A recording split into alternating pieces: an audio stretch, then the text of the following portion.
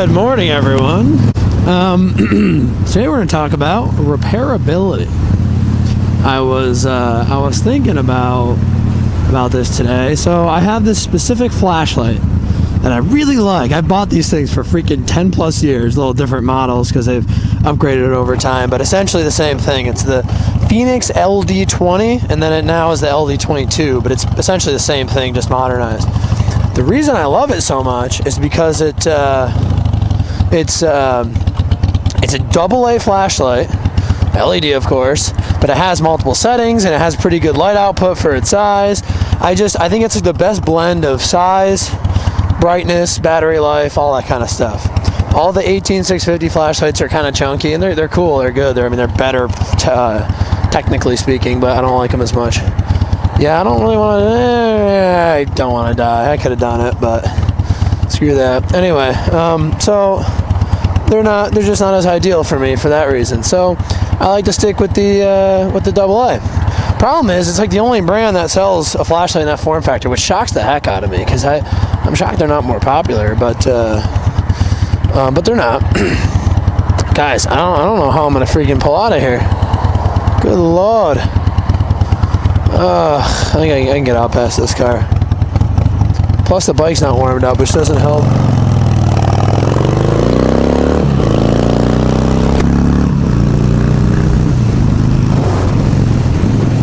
So, I really like this flashlight, but the problem is, and this is kind of with any flashlight, but the way the tail cap is on these, it's a little worse, I think.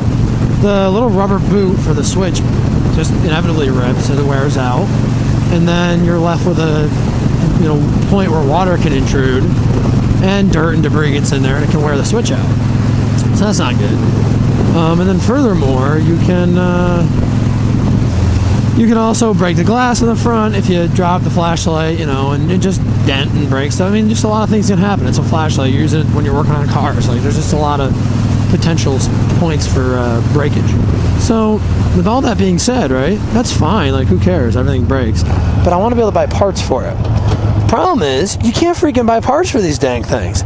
So, I got them from their site anyway. So, like, I go to Phoenix's site and I look it up. There's no parts store. Okay, fine.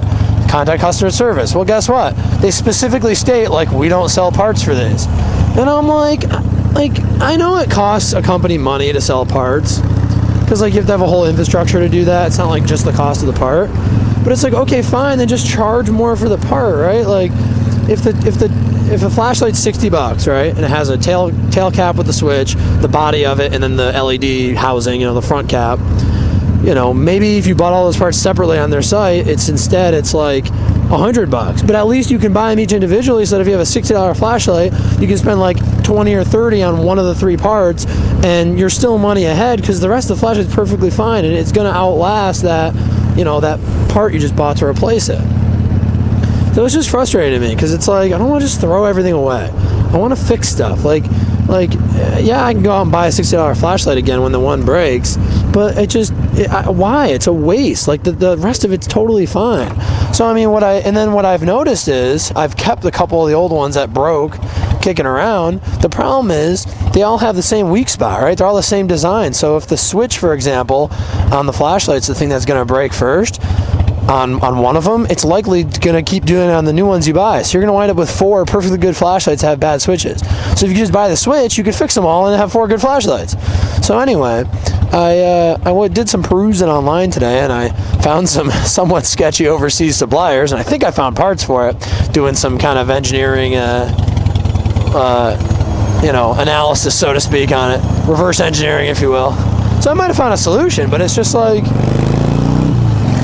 it's just frustrating that it even comes down to that, because it's just not good. Like, it doesn't need to be that way. There's no reason companies shouldn't have parts available. And then I'm sure if they allowed their parts to be wholesaled, which would take practically no stress on their end, then aftermarket companies would sell the parts. So it'd be perfectly fine if they did it that way too. So I don't know. I just don't really get it. I don't see why they don't have a little more flexibility in that sense. But I'm hoping that one of these days, well, they have the like the right to repair laws, which are good. I think for the consumer overall, but they're but they don't necessarily cover some stuff like that. Like I know, smaller things. I know with cars, I mean, I think you have to make repair parts for like 10 years, which honestly, I don't think that's necessarily a bad thing. Like, God, it's just so wasteful to just take something that's otherwise good that needs a couple parts and just throw it away. Fixing things is a good, noble trade or goal or whatever, right?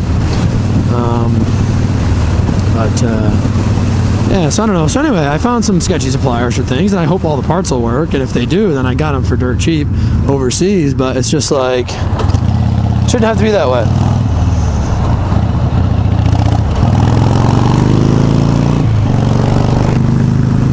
Traffic is doing weird stuff today.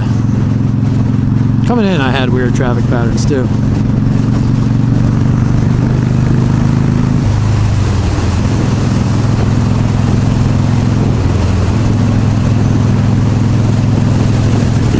Yeah, so I don't know. I guess I'm just a little old school in the sense that I don't want to just chuck stuff every time it breaks. And then obviously like appliances nowadays are a little harder to repair. But you can still find parts, I will say. The electronics can be tricky sometimes, but a lot of the mechanical parts you can find, so that's good. And cars, I mean, are actually still pretty repairable. They've become a little more modularized.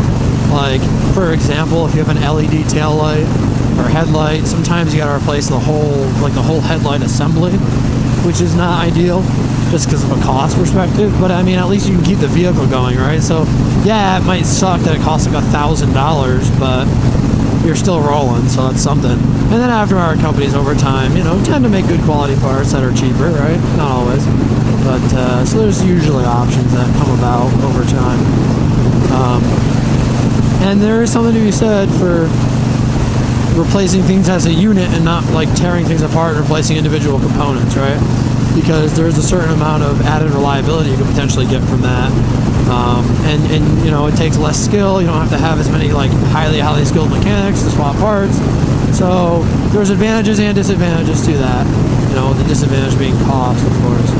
But yeah, so I don't know. Food for thought anyway. But let me know in the comments. Like, what do you think? What do you think about the state of the repairability of things that you buy, right? I think anything from China, overseas, the biggest detriment tends to be repairability, right? Go buy something from Harbor Freight. Honestly, they sell quite a bit of good tools, but can you then get parts for it to fix it without sourcing them on your own? Probably not. So, and I'll still buy stuff from there, but just, it's something you got to consider. It's all part of the cost equation, right? Repairability matters. So, thanks for watching, guys. God bless America, and I'll see you on the next one.